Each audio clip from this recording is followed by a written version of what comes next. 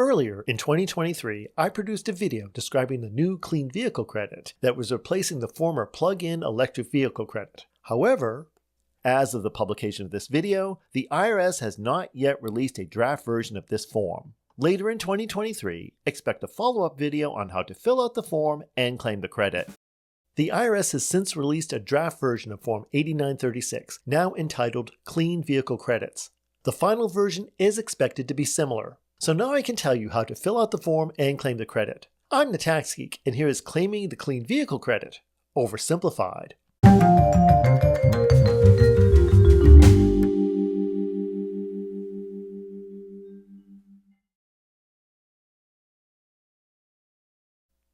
A link to the original video describing the credit can be found in a card above or in the video description.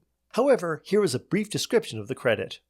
The Clean Vehicle Credit is a non-refundable tax credit of up to $7,500 for purchasing a new electric vehicle and up to $4,000 for purchasing a used one.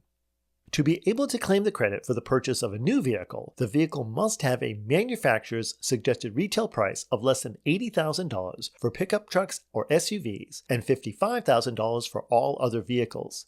It is available to taxpayers with modified adjusted gross incomes of less than $300,000 if married filing jointly, $225,000 for head of household filers, and $150,000 for all other filing statuses. In addition, if the vehicle was purchased after April 18, 2023, the vehicle must meet certain requirements for place of assembly and sourcing of critical components. The credit for purchasing a used vehicle is 30% of the vehicle's selling price, or $4,000, whichever is lower. The vehicle must be at least 2 model years old and have a selling price of less than $25,000. The buyer has to have a modified adjusted gross income of less than $150,000 if married filing jointly, $112,500 for head of household filers, and $75,000 for all other filing statuses. Your adjusted gross income is modified by adding any income from Puerto Rico or foreign sources that you previously excluded. Please also keep in mind that the modified adjusted gross income limit and the MSRP or selling price limits are hard limits. If your modified adjusted gross income, MSRP, or selling price is at or below the limit, you get the full credit. If any one of them exceeds the limit, you are not entitled to any credit at all. The modified adjusted gross income calculation is made for both the current tax year and the previous tax year, and the lower of the two figures is your modified adjusted gross income limit. As a non-refundable credit, your credit is limited to your tax liability less several other non-refundable credits, some of which are listed here. So how do you actually claim the credit? Well, I'm glad you asked. The new Form 8936 comprises two forms, Form 8936 and Form 8936 Schedule A. The main form summarizes the total credit and applies both the modified adjusted gross income and tax liability limitations. Schedule A describes the vehicle being used to claim the credit and computes the credit itself. If you are claiming the credit for the purchase of multiple vehicles, a separate Schedule A must be prepared for each one. Filling out this form is best explained using a couple of examples. Raymond and Ann are married with an adjusted gross income of $92,000 in 2023 and $87,000 in 2022. In February of 2023, they purchased a new Tesla Model 3 with a manufacturer's suggested retail price of $43,490. They start by filling out Part 1 of Form 8936. For both 2023 and 2022, their modified adjusted gross income was the same as their adjusted gross income. Since their income is well under the maximum threshold to claim the credit, they can go on to fill out the rest of the form. Next, they skip to Schedule A and fill out Part 1, providing the details of the vehicle on lines 1 through 4 and indicating by checking yes on line 5 that they are claiming the new vehicle credit. On line 8, they indicate they acquired the vehicle through purchase. They then enter the tentative credit for the vehicle on line 9, which, according to the IRS, is $7,500. Since they plan to use the vehicle entirely for personal use, this amount is also entered on line 12 of Schedule A and line 9 of the main Form 8936.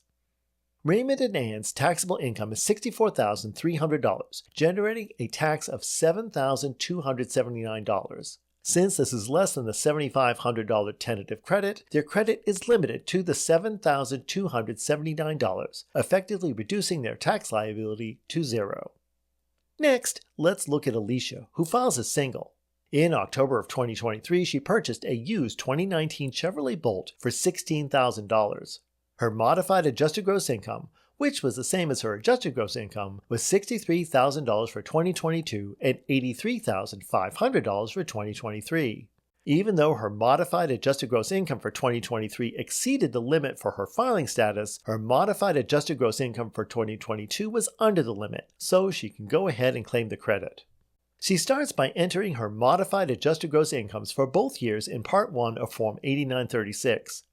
She then goes to Schedule A and enters the details of the vehicle in Part 1 while indicating she's claiming the used vehicle credit.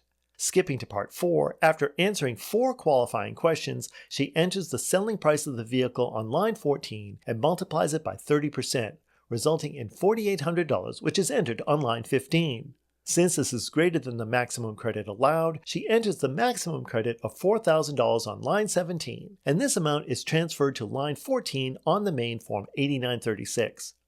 Alicia's taxable income is $69,650, resulting in a tax of $10,636. Since she doesn't qualify for any other tax credits, she can take the entire $4,000 credit, reducing her net tax liability to $6,636. The credits shown on lines 13 and 18 of Form 8936 are then totaled and entered on line 6F of Schedule 3, and that amount, along with any other non-refundable credits you may have, is totaled and entered on line 20 of your Form 1040.